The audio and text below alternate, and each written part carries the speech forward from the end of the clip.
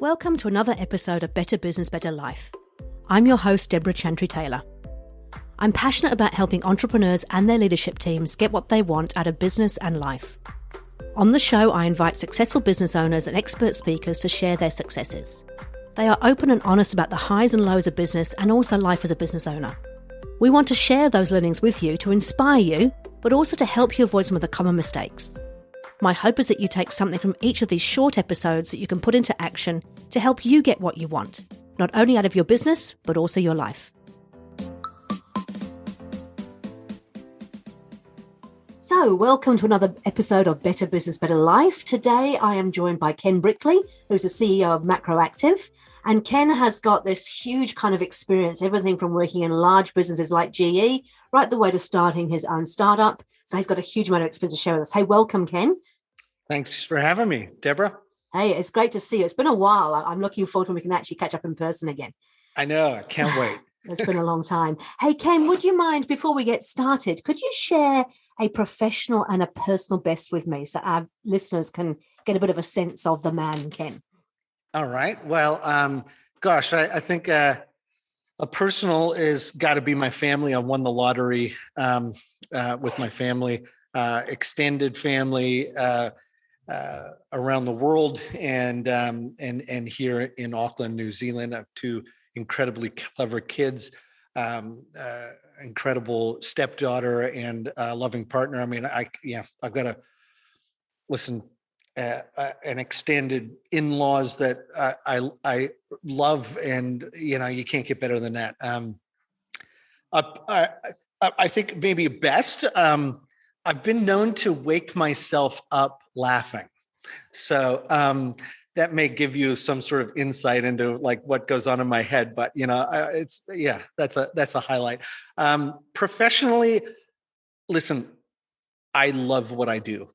It is not work, and I'm super passionate about it. And I measure success by how many people I can help, and it feels good when I go to work, and so that's my best. That's yeah. That is awesome. Hey, look, with EOS, we always talk about loving what you do with people that you love.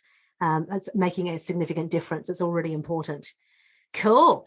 So we're going to start with a little bit about your story, because just before we started this podcast, you shared with me something I didn't know about you. And that was the fact that you actually worked with Jack Welch at GE. GE. Is that right? I worked for the office of Jack Welch, right? Yes. On the corporate audit staff and on the General Electric Management Training Program. So called, it was a leadership program. And met the man a couple times, and he's was larger than life. That's for sure. Yeah. And so, how was that working? Because that's a huge organization, right? Yeah. It was a great. I mean, I had so many experiences from that.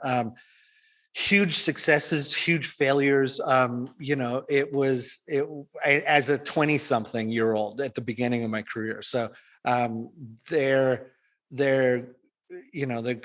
was a phenomenon. I mean, I still will die 2 years younger from that experience, because it was 100-hour work weeks, every other weekend off. So it was a real thing. And but it was great in that it showed me what my capacity was. And so I, when later in life, starting companies and starting, it's really good to know how much you have in the tank. And that's just super empowering, because you don't operate that way all the time, obviously. But when you need to get something done, you can draw on something that most people don't know where, how much is in their tank. Yeah, fair enough. That's great. So when did you leave big companies and start your own business? Can you tell us a bit about that journey?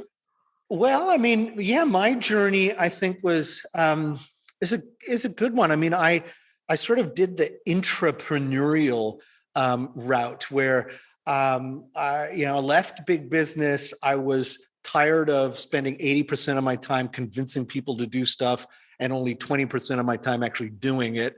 was like, wait, I want to do it the other way around. And so went to Silicon Valley and cut my teeth, ended up working for a New Zealand company called Zcom, which at the time was maybe 150 staff and growing. I was with them from maybe their, I want to say just shy of 10 million in revenue up to about 25 or 30 million in revenue. So, experiencing those growing pains at 10 million and another at 25 million, it was great experience. But we ended up spinning a company out of that organization. And that was my first, startup, if you will, and I'd done one previous in Silicon Valley, but I was just an employee. This was, co-founder, and it was a great way to have a safety net below you, I suppose, it was an outstanding experience. Overall, it was. I learned so much from that process. Okay. What was that company, Ken? It's a company called umail.com, and it's still going. It is an outsourced, it's basically we don't have the same technology here in New Zealand. Actually, you know what?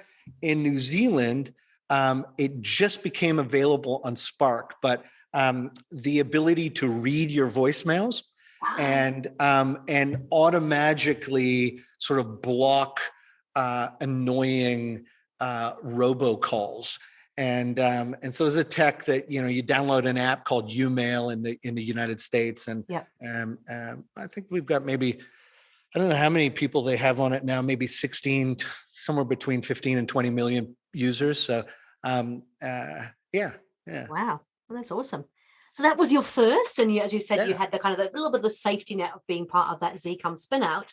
Yeah. What were the things that you kind of learnt through that journey? So going from, working within a Silicon Valley company, but under the, I suppose, the protection of being an employee and being paid, and then going out on your own as a co-founder. Yeah, I would say, I'll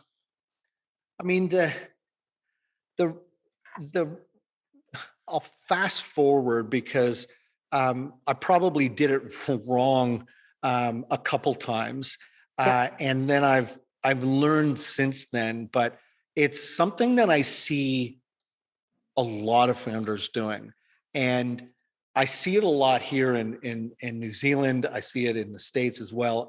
It's when you try and juggle and do everything, right? And it's one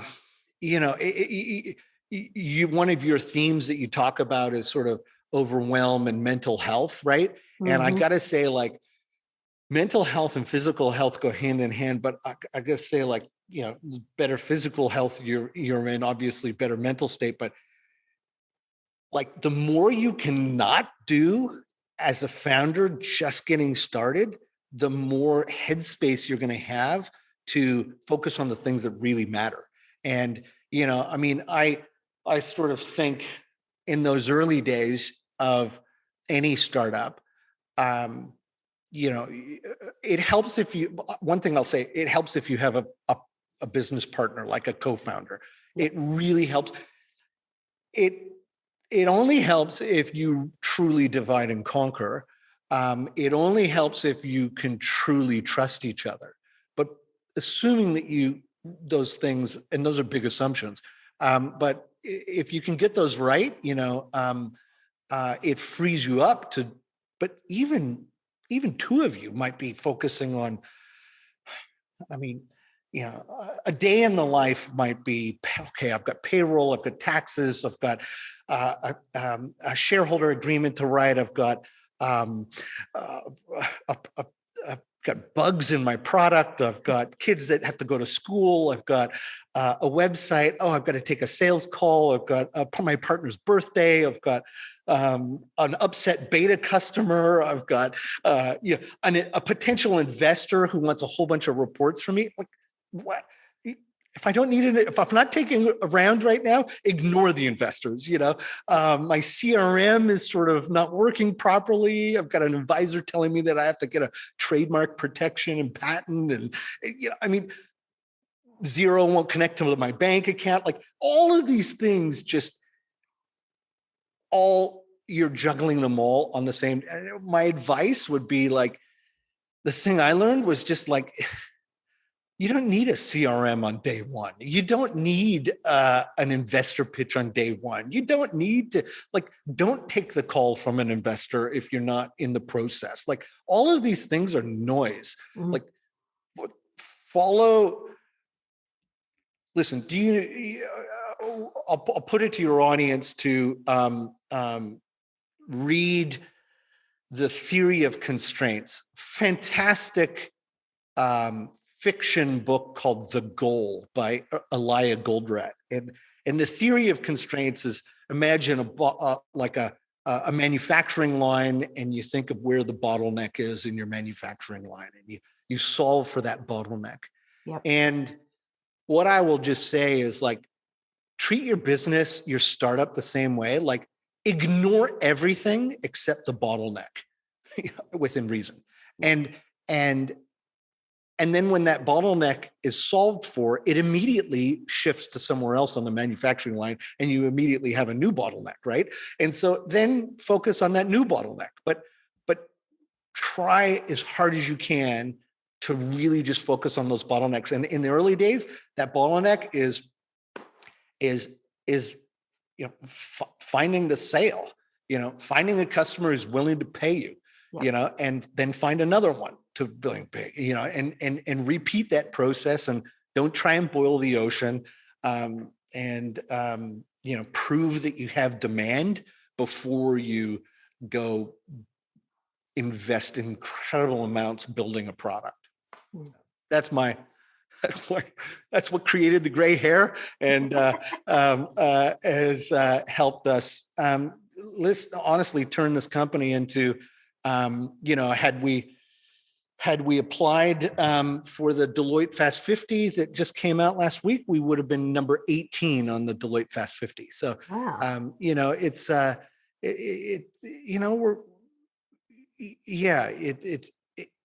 I attribute a lot of that to, my team. Yep. and just saying no to so many things. So how many on your team these days, Ken? I don't know the exact number, but I know it's north of 130 at the moment. So excellent. Okay. And so, back in the early days, yes, you do have to do everything yourself, but over time you build up a team. Have you had any sort of challenges around finding the right people and making sure they're in the right seats doing the right thing? That's people or everything, particularly in a software company. I would say, the most important thing a founder can do is understand that from the moment that you have the idea, and every waking minute from there on out, you are recruiting. Yeah. And,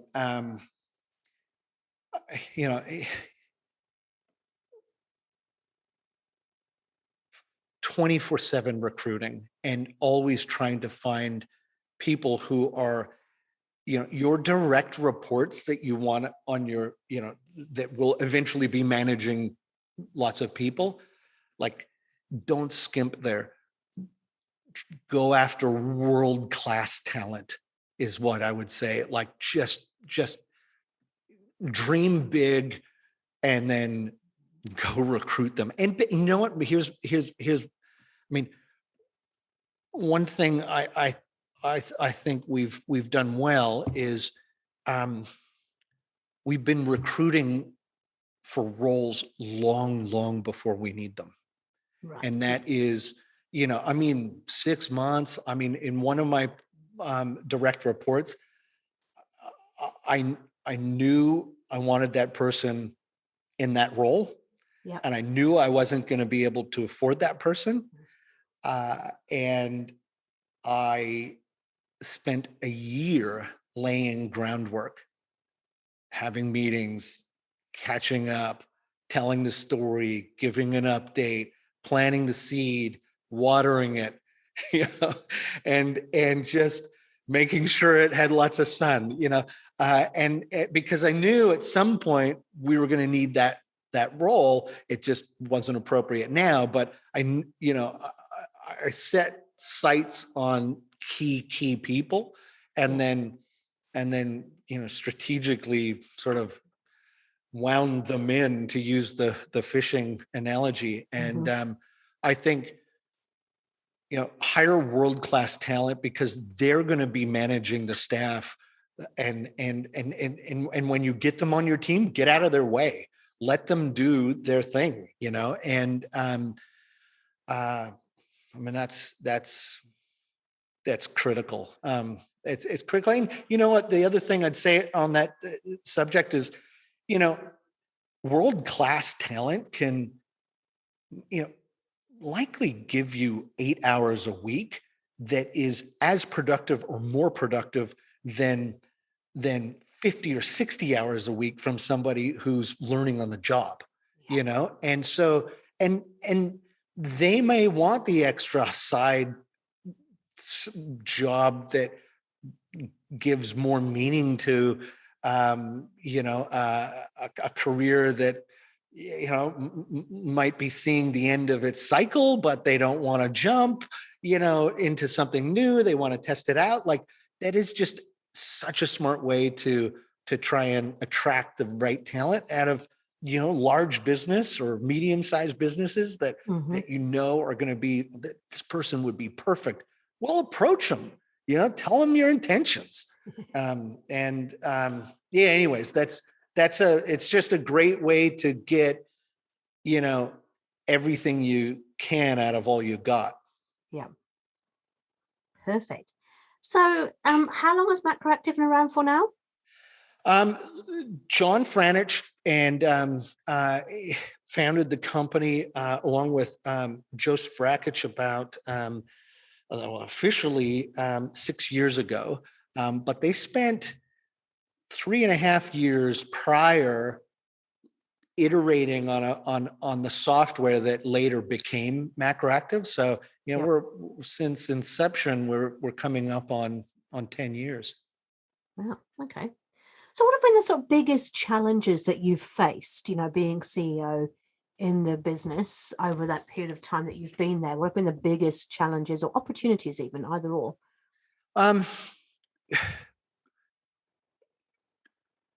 Consciously deciding to grow slower than everyone tells you that you should be has been the biggest challenge as CEO.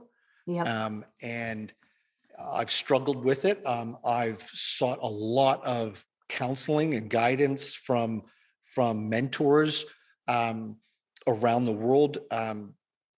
A mentor out of the States, Gary Vaynerchuk, he goes on social like Gary V.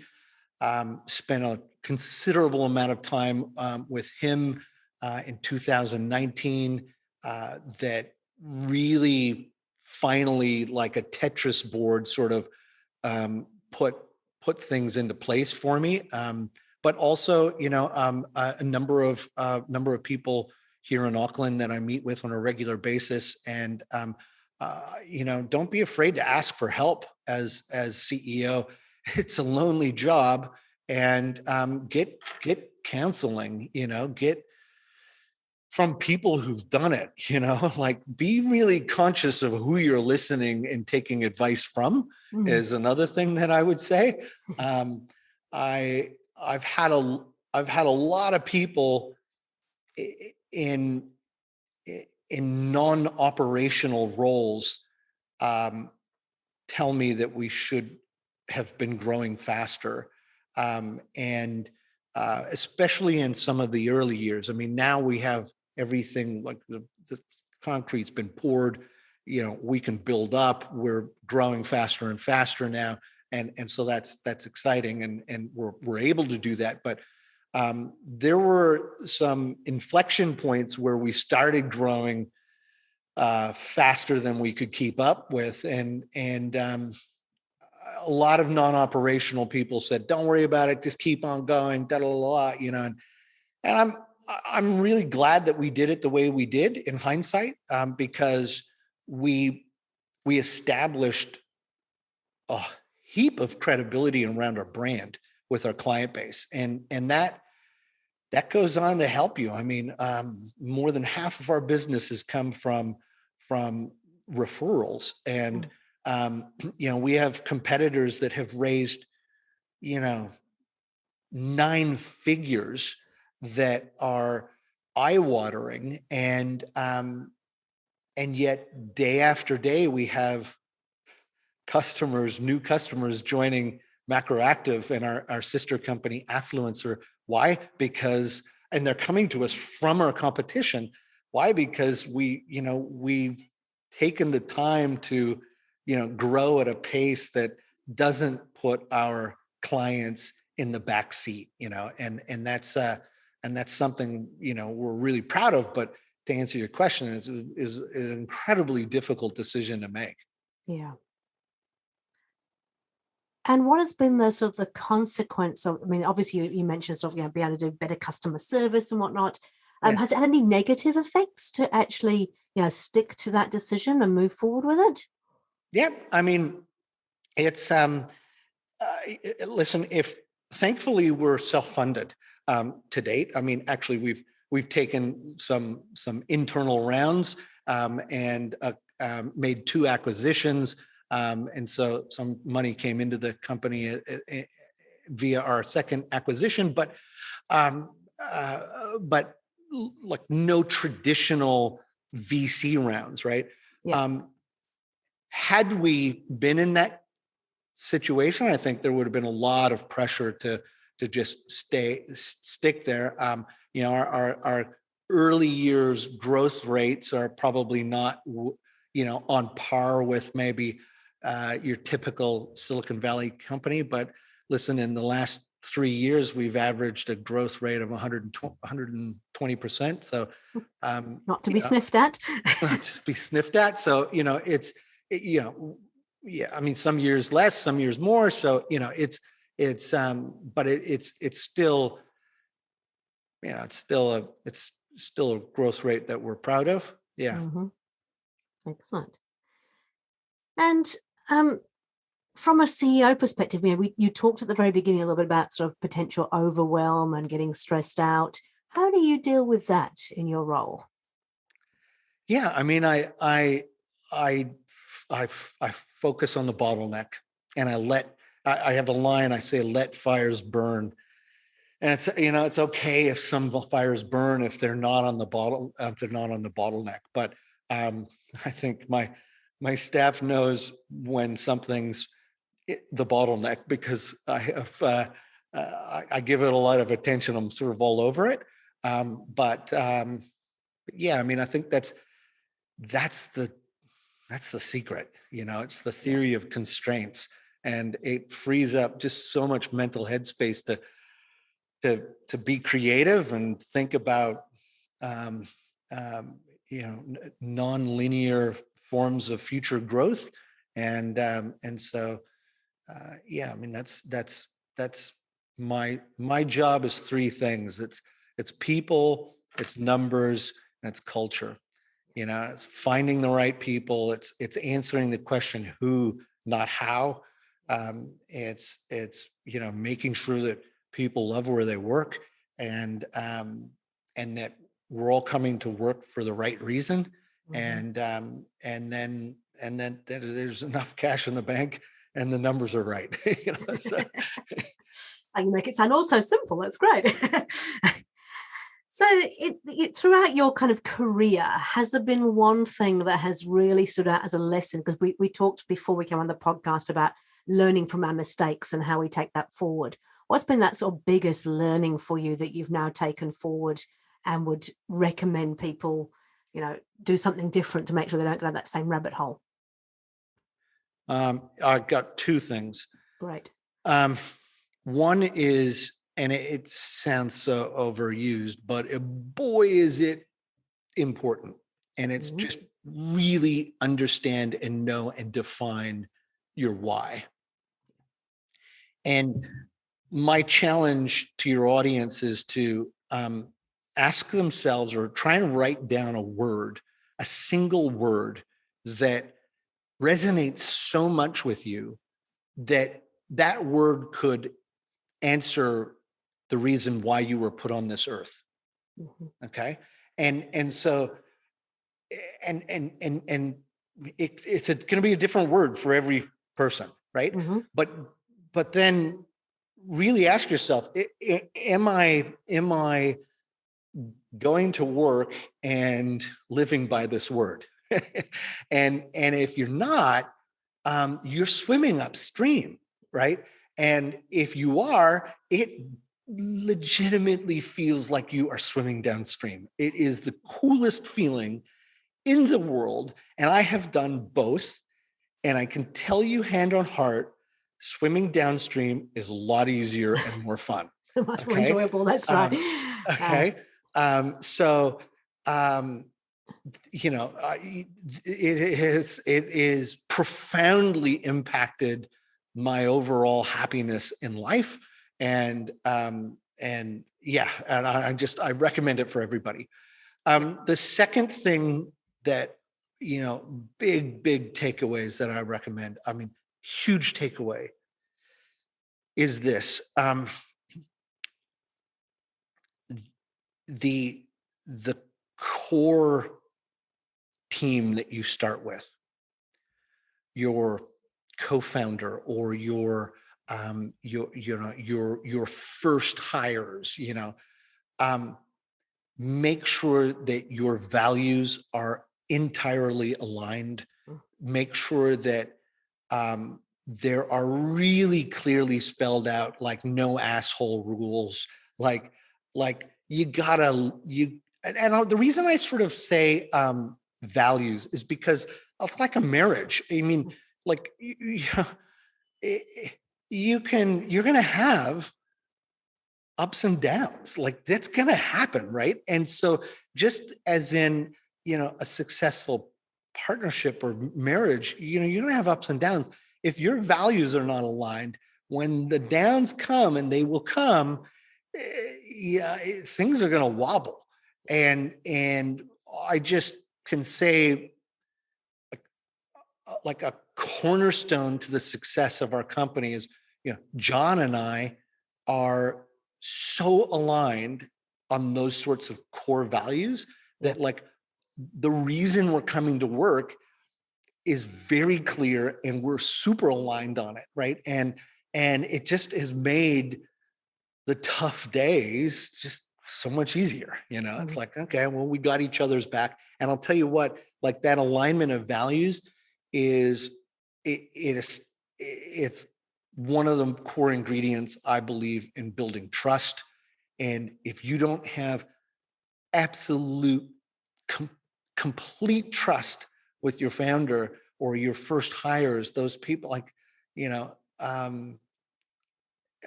just makes it really hard when things, come unstuck as they do, right? Because businesses do not just grow, it's never a straight line. Right. We've all seen that meme where, the business grows like that.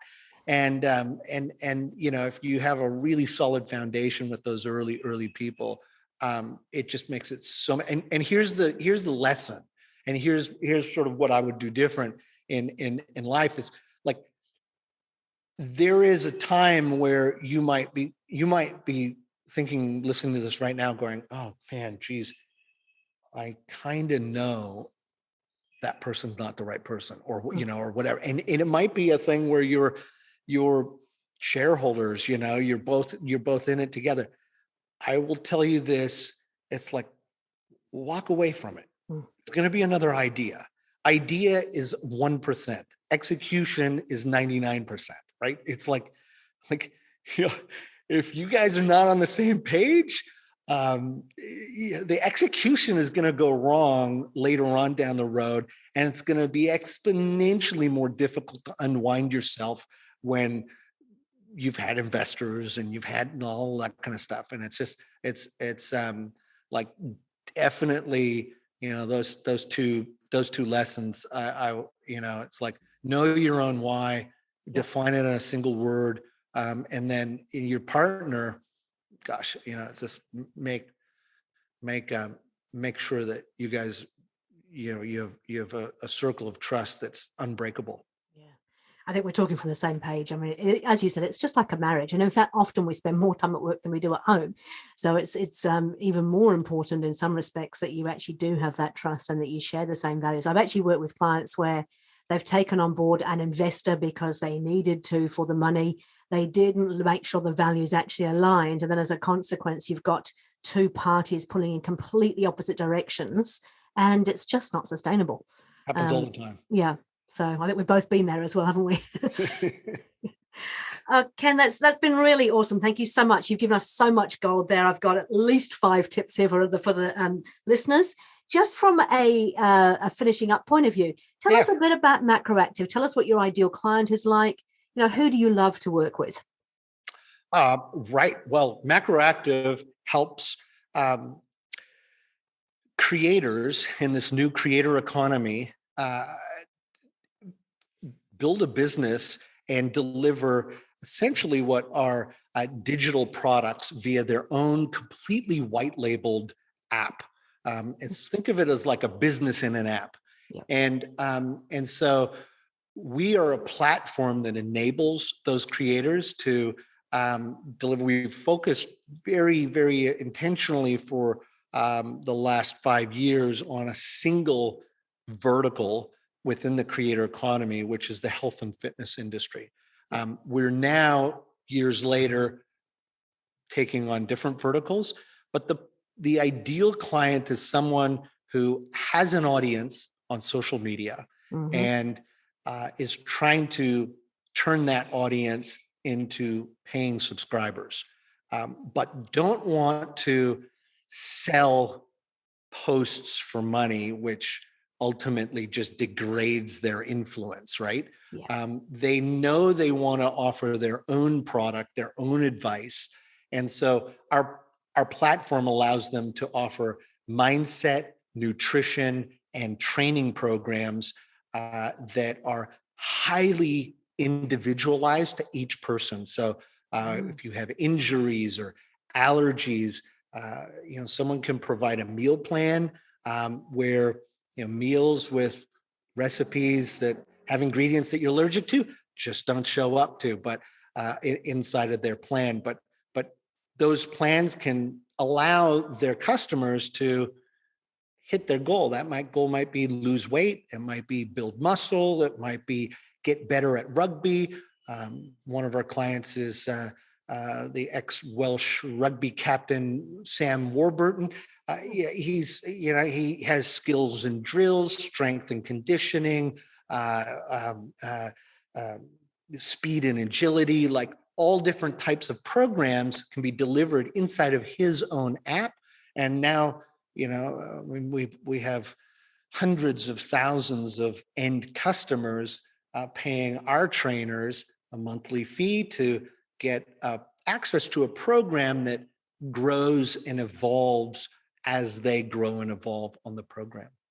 Perfect. So if people want to get hold of you, find out more about the company, I'm assuming it's macroactive.com. Yep, yeah, perfect. Yep. And if they wanted to have a chat with you, how would they get hold of you, Ken? I'm pretty easy to find on LinkedIn, Ken Brickley, and you can find me through the website as well. So macroactive.com. We are always looking for people in the creator economy that first and foremost want to impact more people's lives. Our vision and mission is very clear. It's on the wall. It's in the first 2 minutes of every single one of our meetings, and that's to build a healthier and happier world. And we're set out doing that by helping our trainers grow their businesses and scale their impact. Fantastic. Hey, look, I wish we had more time because you and we could talk all day. But I wanted to just say that, that has been absolutely phenomenal. The information that you've shared there is great. Hey, well done on the growth that you're achieving and, Thank you. continuing to get better and better. And thank you for your time today. Really appreciate it. Thank you, Deborah. Oh, we'll talk again soon. Thanks, Ken. Yes, thanks. Thanks again for joining us on Better Business, Better Life with me, your host, Deborah Chantry-Taylor. If you enjoyed what you heard, then please subscribe to this podcast and let us help you to get what you want out of business and life. Each week we release a new short episode which will give a success story and 3 takeouts to put into action immediately. These will help you take your business from good to great. The podcast is also supported by free resources, templates and useful tools which you can find at deborahchantrytaylor.com. I am a trained entrepreneur leadership and business coach, a professional EOS implementer and an established business owner myself. I work with established businesses to help them get what they want. Feel free to contact me if you'd like to have a chat about how I might be able to help you, or if you'd like to join me as a guest on this podcast. Thanks again to NZ Audio Editors for producing this podcast. See you on the next episode.